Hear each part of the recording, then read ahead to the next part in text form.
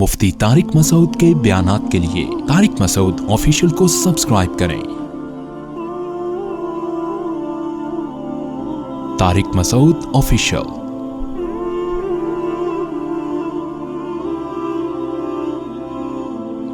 جو اصلاح کرنا چاہتا ہے وہ بہت ساری چیزیں دیکھتا ہے کہ بھئی چونکہ میرا مقصد اصلاح ہے تو سب سے پہلے میں نے یہ دیکھنا ہے کہ مجھے اس کو سمجھانا بھی ہے کہ نہیں سمجھانا، یا خاموشی اختیار کرنی ہے۔ اس وقت تک خاموشی اختیار کرنی ہے جب تک سمجھانے کا کوئی سوٹیبل طریقہ سمجھ میں نہ آ جائے۔ خواتین اپنے شوہروں کو سمجھانے بیٹھتی ہیں، پھڈا ہو جاتا ہے، لڑائی، وہ میاں تانے دیتا ہے، بھئی تو کیا میری کوئی ایسا جو ہے کوئی تھانے دار ہے جو مجھے سمجھ، الٹی سیدھی نا ایک جنگ چھڑ جاتی ہے۔ بیٹا باپ کو سمجھانا شروع کر دیتا ہے، لڑائی ہو جاتی ہے، باپ کہتا ہے یہ میری عزت نہیں ہے اس کے دل میں۔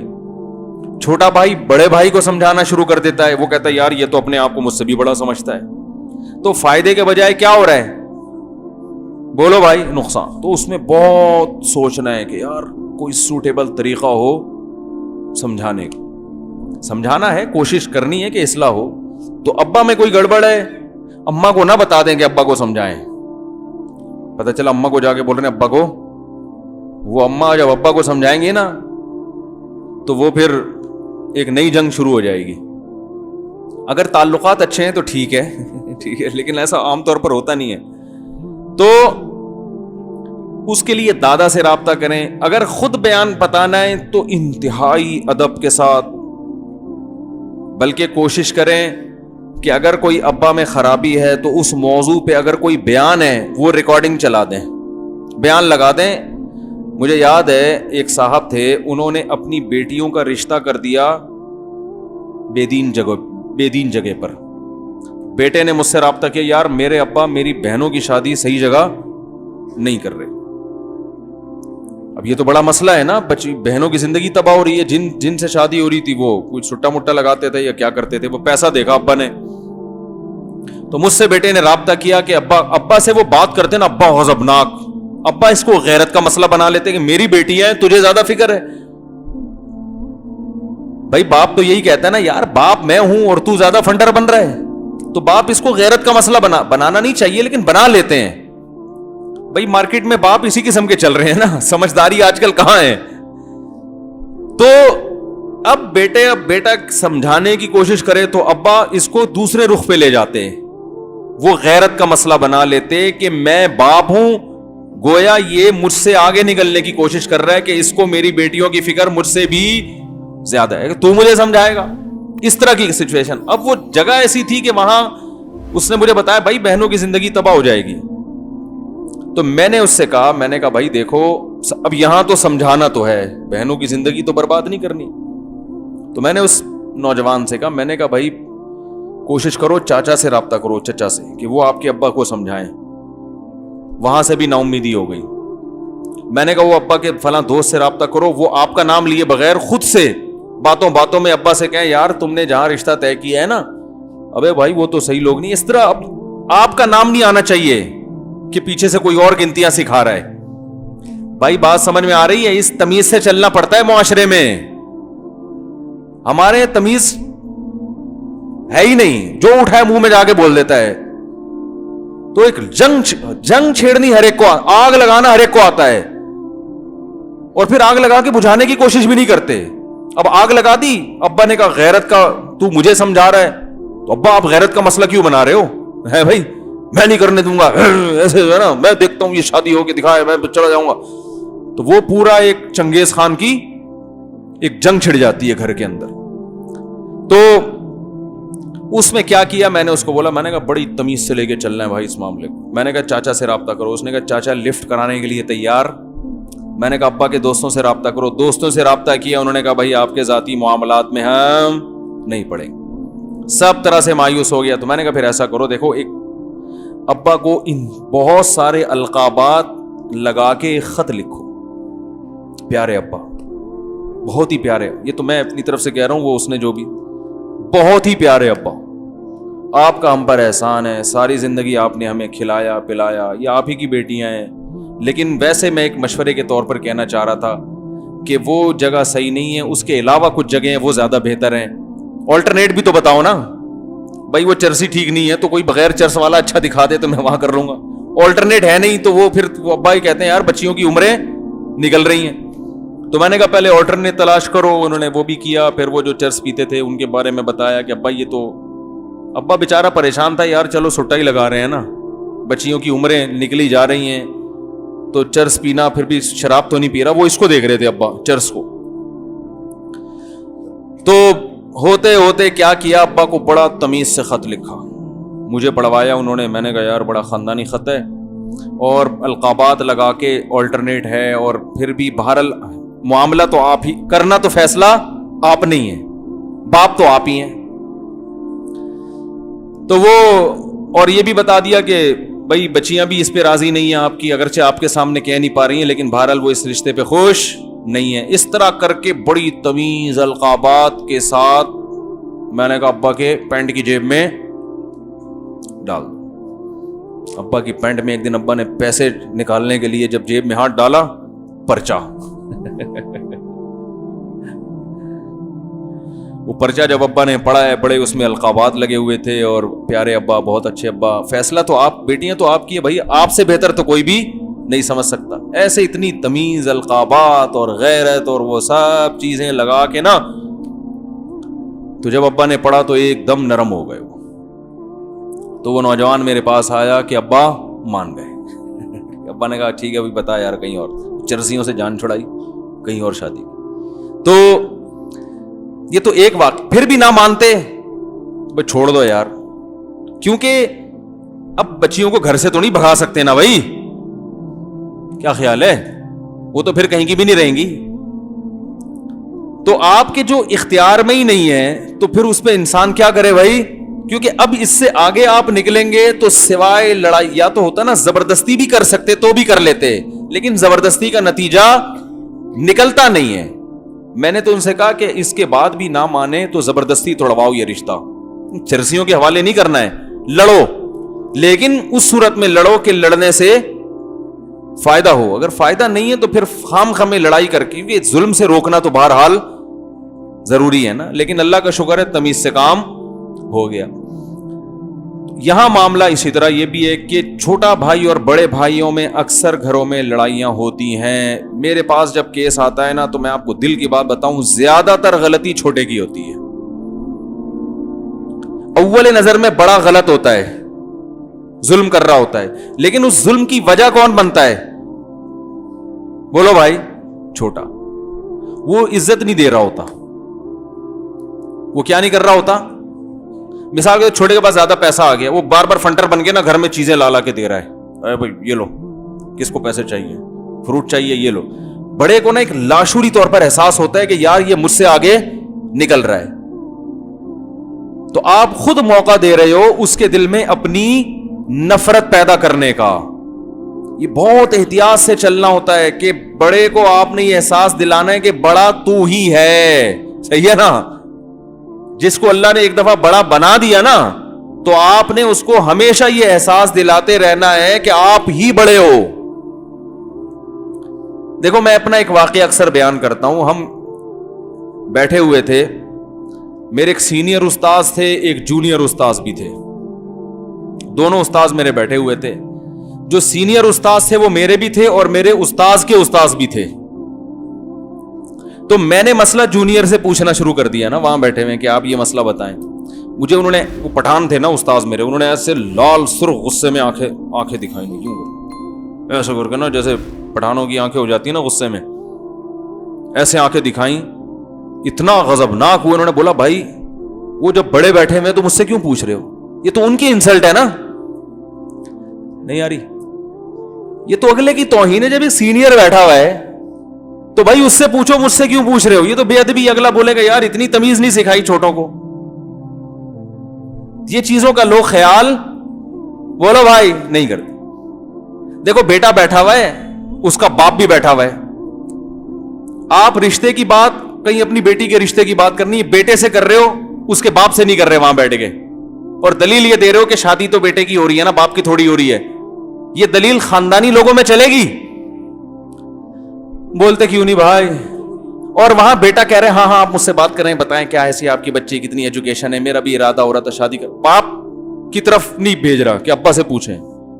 اگرچہ اس نے شادی کرنی ہے, رائے اسی کی ہے, لیکن خاندانی لوگوں میں اس چیز کو پسند نہیں کیا جاتا اور کیا بھی نہیں جانا چاہیے. باپ بولے گا, تھپڑ مارے گا, کم بخت جب تجھ سے بات کر رہے تھے تو بول دیتا نا ابا بیٹھے ہوئے ان سے کرو بات, یہ میرے ابا ہیں.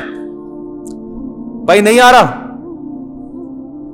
اگر چھپڑ میں کر رہا ہو تو ایک الگ بات ہے, ابا کو پتہ ہی نہیں ہے کہ پہلے سیٹنگ ویٹنگ پوری ہو جائے پھر ابا کی طرف جائیں گے. ٹھیک, باپ موجود ہے, بیٹھا ہوا ہے, بیٹے کے سامنے کسی نے بات کی اور بیٹا خود دلچسپی لے رہا ہے, تو ایسی صورت میں باپ کے دل میں بیٹے کے خلاف, اس بندے کے خلاف تو نہیں ہوگی, بیٹے کے خلاف نفرت پیدا ہوگی کہ اس بیٹے کو اس موقع پہ یہ چاہیے تھا کہ یہ کہتا بھائی میرے والد صاحب بیٹھے ہیں, آپ ان سے بات کریں, یہ میرے بڑے ہیں. اب باپ سے بات نہیں کی, ڈائریکٹ باپ وہاں بیٹھا ہوا ہے, بچے سے بات ہو رہی, بچہ دلچسپی لے رہا, اچھا میں آپ کو بتاؤں گا, گھر میں مشورہ کر کے بتاؤں گا, آپ میں ابو سے مشورہ کر کے بتاؤں گا بعد میں, چلو یہ بھی غنیمت ہے, اتنا بول دیا, اتنا بھی نہیں بول رہے ہوتے. اب باپ کے دل میں جب نفرت پیدا ہوتی ہے نا تو یاد رکھیں, پھر بڑا جب بیٹا بیٹھ جاؤ, جب ایک دفعہ نفرت پیدا ہوتی ہے تو پھر وہ نفرت نکلتی کسی اور طریقے سے ہے. وہ اس طرح نہیں ہوگی کہ وہ کہے گا یہ جب بات کر رہا تھا تو اس نے مجھے نہیں سمجھایا, بڑا نہیں, وہ پھر وہ دل میں لے کے بیٹھ جاتا ہے. پھر وہ آپ سے کوئی کام کہا, آپ 5 منٹ لیٹ ہو گئے تو وہ غصہ وہاں اتار رہا ہوتا ہے کہ یار یہ کم بخت ٹائم پہ کام نہیں کرتا. آپ کہتے ہو یار ابا 5 منٹ لیٹ پر اتنے غصہ, ابا پھر یہ نہیں کہیں گے تو نے یہ کیا تھا, یا وہ دل میں بات جب بیٹھتی ہے تو نکلتی کسی اور اسٹائل میں ہے. یہ بڑے کی فطرت ہے, یہ کسی اور اسٹائل میں نکل رہی ہوتی ہے. وہ چھوٹی چھوٹی غلطیوں کو بڑا بنا کے پیش کر رہا ہوتا ہے. پھر آپ اور الجھن گئے, یار ابا میرے دماغ خراب ہے ان کا, میرا خیال ہے ابا پتہ نہیں دماغ ان کا کیا ہو گیا, جیسے جیسے ان کا بڑھاپا آ رہا ہے یہ عجیب عجیب باتیں کر رہے ہیں, 5 منٹ لیٹ ہو گیا تو انہوں نے طوفان کھڑا کر دیا ہے. تو یہی چیز, یہ حالانکہ وہ مسئلہ کیا تھا, اس کے دل میں جو ایک شیطان نے باپ کے دل میں وسوسہ ڈالا, وہ یہ ڈال دیا کہ یہ میری عزت نہیں کرتا. اب وہ کسی اور طریقے سے نفرت نکلے گی, اور وہ جس طریقے سے نکلے گی وہ آپ کی سمجھ میں نہیں آ رہی ہوگی, جس سے آپ کے دل میں اور نفرت پیدا, پھر اور بے ادبیاں, پھر وہ ایسی ایک کمپلیکیٹڈ سا مسئلہ بن جاتا ہے نا, پیچیدہ. پھر آپ کسی کو سالس بنائیں گے, اس کی سمجھ میں ہی نہیں آئے گا ان کا پھڈا ہے کیا. ٹھیک ہے نا,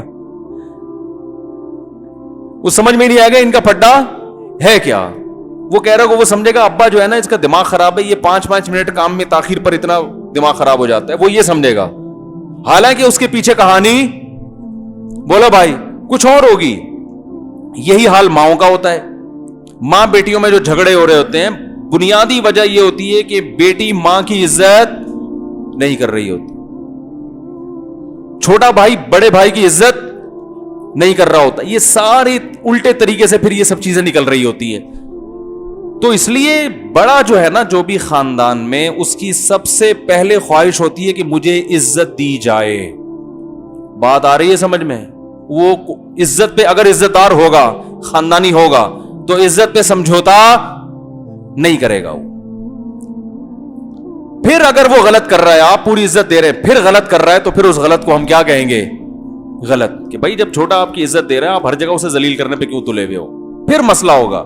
تو پہلے آپ اپنی ذمہ داری پوری کر لو, پھر ابا کو اپنی ذمہ داری پوری کرنے دو. اصلاح معاشرہ میں جب آپ کسی کو نصیحت کریں گے تو آپ نے کئی دفعہ بیٹھ کے سوچنا ہے کہ اسٹائل آپ کا کیا ہونا چاہیے.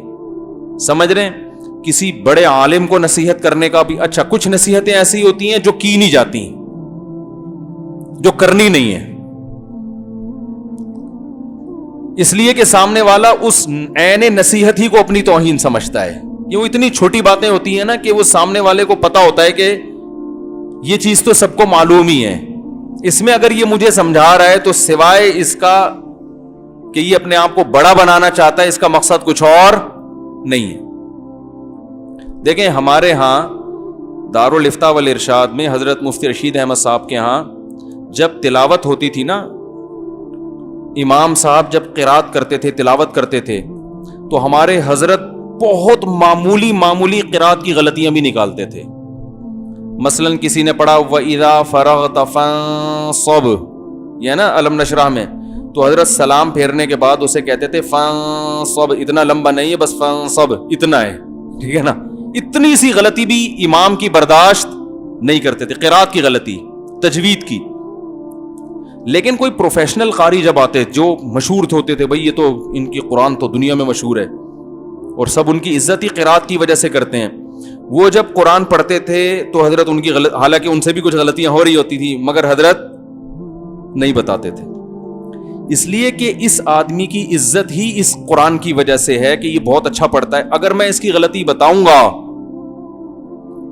تو لوگوں کے سامنے بتانے میں بے عزتی ہے کہ یار جس کو ہم اتنا بڑا قاری سمجھتے تھے اس کے پاس تو کوئی اور ہنر ہے نہیں، صرف قرات ہی ہے، اتنا بڑا قاری سمجھتے تھے یہ بھی غلطیاں کر رہے ہیں، چلو ہیں اب کیا رہ گیا اس میں بھائی. تو حضرت کو پتا تھا، علماء کی غلطیاں نکالتے تھے. میں جب نماز پڑھاتا تھا ذرا سی غلطی ہوئی نا حضرت نے فوراً تنبیہ کرنا ہے آپ یہ کر رہے ہیں، اس لیے کہ ہماری وجہ شہرت قرات تھوڑی ہے، اس لیے ہماری کوئی قرات میں اگر غلطی نکال دے تو کوئی بے عزتی محسوس نہیں کرتا نا اس میں انسان. لیکن ایک آدمی کی وجہ شہرت ہی قرات ہے کہ وہ قاری ہے بہت بڑا. اب کھلے عام جب آپ اس کو بتائیں گے آپ نے یہ آیت غلط پڑھی، اس بیچارے کا تو پسینے چھوٹ جائیں گے نا شرمندگی سے. اس کا طریقہ یہ کہ اس کو چھاؤں میں لے جا کے بالکل الگ لے جا کے بند کمرے میں یہ نہ بتایا جائے کہ آپ نے غلط پڑھا ہے، یہ بھی طریقہ صحیح نہیں ہے. ان کو یہ بتایا جائے کہ آپ نے یہ لفظ اس طرح پڑھا ہے، ہو سکتا ہے اسی طرح ہو، کیونکہ آپ بہت بڑے قاری ہیں تو آپ تو غلط نہیں پڑھ سکتے، لیکن پھر بھی اگر ایک دفعہ آپ کتابوں میں دیکھ لیں گے تو میری بھی تسلی ہو جائے گی. نہیں آ رہی بات، نہیں آ رہی میرا خیال. میں اس کی ایک مثال دیتا ہوں. میں فرض نماز کے بعد اجتماعی دعا نہیں کرتا. ایک بڑے خاندانی مقتدی تھے میرے، ابھی تو نہیں ہے وہ، انہوں نے ایک دن مجھے بلایا، مفتی صاحب ایک بات آپ سے پوچھنی ہے. میں نے کہا جی. کہہ رہے پوچھنا یہ تھا کہ یہ جو فرض نماز کے بعد اجتماعی دعا ہے اس کے بارے میں جو ہے وہ علماء سے ہم نے سنا ہے کہ یہ مانگنی چاہیے، تو دوسرے علماء کی بھی رائے ہوگی کہ نہیں مانگنی چاہیے ہیں بھائی. تو بڑے میں ان کو دیکھ رہا تھا لب و لہجہ نا بڑی تمیز والا، تو شاید آپ کی رائے وہ ہو، تو اس بارے میں ویسے ہے کیا اس طرح کر کے. اصل میں ان کی رائے یہ تھی کہ مانگنی چاہیے اور ان کی رائے تھی میں غلط کر رہا ہوں. لیکن انہوں نے کہا یار مفتی صاحب کو اس غلطی پر یوں کہنا کہ میں غلط کر رہا ہوں، میں ایک عامی آدمی ہوں، یہ بولیں گے یار تو آ جا پھر تو پڑھا لے تو ہمیں گنتیاں سکھا رہا ہے. یہ آ سکتا، اگرچہ الحمدللہ میرے دل میں نہیں آتا ایسا، لیکن اصولی بات تو ہے نا. مجھے تو لوگ پکڑ کے بولتے رہتے یہ غلط کیا، وہ صحیح کیا، وہ یوں کیا. میں کہتا چل بھائی اگر اتنے حساس طبیعت رکھیں تو ہم تو پھر چل ہی نہیں سکتے معاشرے میں. ہم تو سب کو اجازت دی ہوئی ہے بھائی جو غلطی ہو پارسل تمیز سے پارسل کر دو، بس جتنی تمیز اس میں ڈال سکتے ہو ڈال دو. لیکن اصولی طور پر تو بات یہی ہے. تو مجھے ان کا اسٹائل بہت اچھا لگا. میں نے کہا مجھے پتا ہے کہ یہ اس کو صحیح نہیں سمجھتے، لیکن یہ اسٹائل ان کا بڑا اچھا لگا کہ یہ اگلے کی عزت کا بھی خیال کر رہے ہیں، یہ بھی شو نہیں کرنا چاہ رہے کہ میں آپ سے بڑا ہوں. تو میں نے پھر ان کو تمیز سے محبت سے دلائل تھوڑے سے سمجھایا. میں نے کہا یوں ہے ایسے کر کے پتلی گلی سے نکلو، شاباش، یہ تمہارا کام نہیں ہمارا کام ہے یہ، ٹھیک ہے نا. تو مسجد کے اماموں کے پیچھے پڑ جائیں گے بلا وجہ، ان کو سمجھا رہے امام صاحب یوں نہیں کرو، یوں کرو، ایسے نہیں کرو، ایسے کرو. آپ کو پتا ہے کسی مفتی سے جا کے پوچھ لو بھائی، اس کو سمجھانے کا طریقہ یہ نہیں ہے. امام سے اگر کوئی غلطی ہو رہی ہے نا نماز میں، ایک مسجد کے امام تھے، وہ ایک لفظ بڑا غلط پڑھتے تھے. یہ جو آتا ہے نا، یہ سورہ فجر کی آیتیں ہیں، والفجر ویال نشر والشفع والوتر واللیل اذا یسر هل فی ذلک قسم لذی حجر الم تر کیف فعل ربک بعاد ارم ذات العماد التي لم يخلق مثلها في البلاد وثمود الذین جابوا الصخر بالواد الذین طغوا فی البلاد فاکثروا فیها الفساد فصب علیہم ربک سوط. وہ کیا رجز کا لفظ آتا ہے، کہیں رجز کا لفظ آتا ہے، رجز. وفرعون ذی الاوتاد الذین طغوا فی البلاد وثمود الذین جابوا الصخر بالواد وفرعون ذی الاوتاد الذین طغوا فی البلاد فاکثروا فیها الفساد فصب علیہم ربک سوط عذاب ان ربک لبالمرصاد. پتہ نہیں کہاں گئی وہ آیت. فقدر علیہ رزقہ، ہاں یہ تو رزقہو کو پڑھتے تھے رزقہو, زے کو سین پڑھتے تھے, وہ زے کو کیا پڑھتے تھے, سین. غلطی ہے, بڑی غلطی ہے. فقدر علیہ رزقہو, لیکن وہ امام تھے بڑے نازک مزاج نا. میں نے ایک دو دفعہ دیکھا تھا ان کی تراویح میں کسی نے غلطی نکالی تو انہوں نے پھر ساری زندگی اس کی غلطیاں نکالتے رہتے. وہ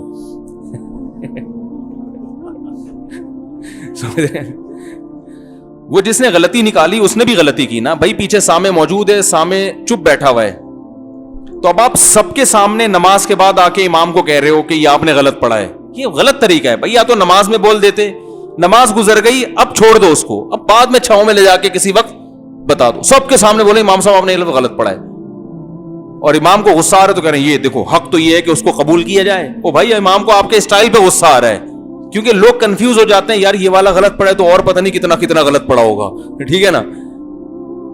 تو میں نے وہ انہوں نے امام صاحب کو سب کے سامنے بول دیا, امام صاحب غصہ آ گیا. تو میں نے وہ منظر دیکھا ہوا تھا. میں آپ کو بتاؤں میں نے ان کے پیچھے 5-6 سال نماز پڑھی ہے. یہ رزقہو کو میں ایک دفعہ بھی ان کو نہیں بتا سکا. میں نے کہا یار کچھ اور نہ ہو جائے تو کیسے بتاؤں میں. وہ کیسے سوچتے سوچتے ان کا انا للہ ہو گیا امام صاحب, اللہ ان کی مغفرت فرمائے. اس لیے کہ اور مسئلہ نہ کھڑا ہو جائے نا بھائی, نماز تو صحیح ہو رہی ہے لیکن اب اس کو کیسے تنبیہ کریں. تو ہمارے حضرت نے ایک طریقہ بتایا, امام سے اگر کوئی غلطی ہو رہی ہو تو اس کو تنبیہ کرنے کا طریقہ یہ ہے کہ پرچے پہ لکھو کہ آپ یہ لفظ غلط پڑھتے ہیں, اور ایسی جگہ سے ان تک پہنچا دو کہ قیامت تک ان کو پتہ نہ چلے یہ پرچہ دیا کس نے. ورنہ عین ممکن ہے جمعے کی ساری تقریر آپ کے بارے میں ہو, کیونکہ امام صاحب کو یہ احساس ہونے لگتا ہے کہ یہ مجھے نیچا دکھا رہے ہیں. یہ پتہ نہیں شیطان اماموں کے دل میں عام طور پہ ڈال دیتا ہے کہ یہ مجھے میری انسلٹ کر رہا ہے, حالانکہ وہ بیچارہ ویسے ہی سمجھا رہا ہوتا ہے. تو جب آپ کو پتا ہے کہ امام اتنے حساس ہوتے ہیں تو پھر حضرت فرمایا کرتے تھے اماموں کی پینٹ تو ہوتی نہیں کہ اس کی جیب میں ڈال دیں آپ. تو اس کا طریقہ یہ ہے کہ بھائی کوئی پرچی پہ مسئلہ لکھا ہے امام صاحب یہ رزقہو کو رزق سین پڑھتے ہیں, آپ اس کو پلیز درست کر لیں آپ, اور آپ سمیع اللہ لمن حمیدہ کہتے ہی سجدے میں چلے جاتے ہیں, تھوڑی دیر اطمینان سے کھڑے ہو جائے کریں. یا آپ اتحیات اتنی جلدی پڑھتے ہیں کہ مقتدیوں کی اتحیات مکمل ہی نہیں ہوتی, وہ سارے کھڑے. تو ایسی چھوٹی موٹی کوئی غلطی ہو تو حضرت فرمایا کرتے تھے امام اگر بہت ہی حساس ٹائپ کا امام ہے تو آپ پرچہ لکھ کے جب کوئی بھی مسجد میں نہ ہو, دیکھیں دائیں بائیں کیمرے تو نہیں لگے ہوئے, چپکے سے امام کے مصلی پہ پرچہ رکھ کے غائب ہو جائیں, رائٹنگ سے بھی نہ پکڑے جائیں آپ. ہمارے حضرت فرمایا کرتے تھے امام بس دیکھے اور وہ قیامت تک تلاش کرتا رہے یہ لکھا کس نے تو اس سے اصلاح بھی ہو جائے گی اور آپ پر جمعے کو تقریر نہیں ہو. وہ ایک امام صاحب سیدھے سادے تھے گاؤں دیہات کے, ان کی کہیں نظر پڑ گئی کسی خاتون کی, محلے کی بڑی خوبصورت تھی وہ, کہیں بیچاروں نے توبہ استغفار کی, نظر کوئی اتفاقیہ نظر پڑ گئی نا. اب ان کے لاشعور میں وہ یہ جمعے کی تقریروں میں نا امام سے بچ کے رہنا چاہیے, تو وہ بیان کر رہے, بیان میں کہہ رہے جنت کی حوریں ایسی ہوں گی, جنت کی حوریں ایسی ہوں گی, زبردست, ایسا خوبصورت, ایسی حسن, کیا بتاؤں وہ فلاں کی بیوی کو دیکھ لو جا کے ویسی ہوں وہ فلاں کی بیوی. پھر ان کو احساس ہوا یار یہ میں نے کیا بول دیا ہے. تو اس لیے امام کو کوئی بات اگر سمجھائیں, ہمارے حضرت فرماتے تھے, میں تو چھوٹا منہ بڑی بات, سادہ اکثر تو الحمدللہ خیر غالب ہے, بعض ہوتے ہیں بڑے سینسٹیو قسم کے, تو ایسے سینسٹیو اماموں کے بارے میں اصول یہ کہ چپکے سے پرچہ لگ کے پتلی گلی سے نکل لیں بس, اور ایک دفعہ سمجھائیں, دوسری دفعہ نہ سمجھائیں. دوسری بات یہ اگر پھر بھی وہ خامی نہ چھوڑے تو آپ نے امام کا احترام نہیں چھوڑنا. مصیبت یہ ہے کہ چھوٹی چھوٹی غلطیوں پہ لوگ امام سے نفرت کرنا شروع کر دیتے ہیں. او بھائی دیکھو قیامت کے دن بھی اللہ تعالیٰ اعمال کو تولیں گے, نیکیاں زیادہ ہیں تو برائیوں کو اگنور کر دیں گے, ایسا ہی ہے نا, جنت میں جاؤ برائیاں معاف ہیں, اس سے پتہ چلتا ہے کہ 100% درست کوئی بھی نہیں ہوتا. تو امام کی سب سے بڑی نیکی یہ ہے کہ بھائی سب سے بڑی خوبی, سب سے بڑا مرتبہ مقام کہ آپ کی مسجد میں وہ آپ کو فرض نماز پڑھاتا ہے, اس کے پیچھے آپ اللہ کے سامنے ہاتھ باندھ کے کھڑے ہوتے ہو. اتنا بڑا مقام, اتنا بڑا, علاقے کے کونسلر کا مقام کم ہے, امام کا مقام شریعت کی نظر میں زیادہ ہے کہ مصلی پہ کھڑے ہو کے اللہ کے سامنے حاضری دے رہے ہیں, آپ اس کے پیچھے کھڑے ہوئے ہو, اتنا بڑا مقام ہے. دیکھو صدر بھی آ جائے, وزیر اعظم بھی آ جائے, جب وہ تکبیر تحریمہ کہہ کے نیت باندھ لے گا اب اس کی صدارت تھوڑی دیر کے لیے ختم. اب جہاں جہاں امام لے کے جائے گا وہاں وہ چلتا رہے گا. امام رکوع کرے گا صدر صاحب بھی رکوع, امام سجدہ کرے گا صدر صاحب بھی سجدہ. حضرت مفتی محمد شفیع صاحب رحمہ اللہ تعالی حج پہ گئے تو حضرت اقدس حضرت مفتی تقی عثمانی صاحب نے ایک واقعہ سنایا کہ ان کے والد جب حج پہ گئے نا تو ایک بہت بڑے ملک کے یعنی پاکستان کے ایک بہت بڑے وزیر, میں نام نہیں لوں گا ان کا, وزیر اعظم بھی ساتھ تھے حضرت کے مفتی محمد شفیع صاحب رحمۃ اللہ علیہ. تو اکثر وزیر اعظم لوگوں کو نماز پڑھنا نہیں آتی نا, اس ٹائپ کے جو زیادہ اونچے ہوتے ہیں, اونچی پوسٹوں پر ہوتے ہیں, اکثر سب کی بات نہیں. تو وہ وزیر اعظم بھی دورے پر تھا حضرت مفتی شفیع صاحب کے ساتھ. تو جب نماز حرم میں نماز کا ٹائم ہوا تو وزیر اعظم کو بھی اتفاق سے نماز پڑھنی پڑ گئی. تو اب انہوں نے دیکھا کہ مفتی شفیع صاحب کی جس طریقے سے پڑھتے ہیں میں بھی ویسے پڑھ لیتا ہوں. تو جب حضرت فرماتے ہیں وہ اتحیات میں گئے نا تو حضرت نے اشہد ان لا الہ الا اللہ پہ دائیں ہاتھ کی انگلی اٹھائی تو وزیر اعظم نے الٹے ہاتھ کی, جیسے بچے نہیں کر رہے ہوتے دیکھ کے. آپ جب سلام پھیرو نا آپ کے ادھر بچہ بیٹھا ہوا ہو, آپ ادھر سلام پھیرو تو بچہ ادھر پھیر رہا ہوتا ہے, وہ سمجھتا ہے یہ میری طرف دیکھ رہے ہیں تو مجھے بھی ابو کی طرف دیکھنا ہے, وہ الٹی طرف پھیر رہا ہوتا. اکثر بچے ایسا کرتے ہیں, آپ جب ادھر پھیرو گے نا سلام وہ بھی آپ کی طرف پھیرے گا. تو وزیر اعظم بھی ماشاءاللہ یہی کچھ کر رہے تھے. تو کیا بات کر رہا تھا میں, وزیر اعظم پہ بات کہاں سے آئی؟ ہاں میں یہ عرض کر رہا ہوں دیکھو امام جو کرتا ہے مقتدی, کتنا بڑا مقام ہے کہ نماز میں بھائی آپ نے اس کو امام بنا لیا. تو اس لیے امام میں اگر کوئی غلطی بھی ہو تو محبت سے اصلاح کی کوشش کریں, ہو جائے ٹھیک ہے, نہیں تو اپنے حال پہ چھوڑ دیں. اور اپنی بیوی پہ قیاس کر لیا کریں امام صاحب کو کہ میری بیوی کون سا 100% درست ہے, پھر بھی لے کے چل رہا ہوں نا, عزت دے رہا ہوں, برداشت کر رہا ہوں. تو امام بھی یار وہ بھی انسان ہے, 100% کامل دنیا میں کوئی بھی نہیں ہوتا. ہمارے فرمایا کرتے تھے امام کو اتنی عزت دے دو جتنی اپنی بیویوں کو گھر میں دیتے ہو تو بھی غنیمت ہے, اس سے زیادہ دینی چاہیے. مثال دے رہا ہوں میں.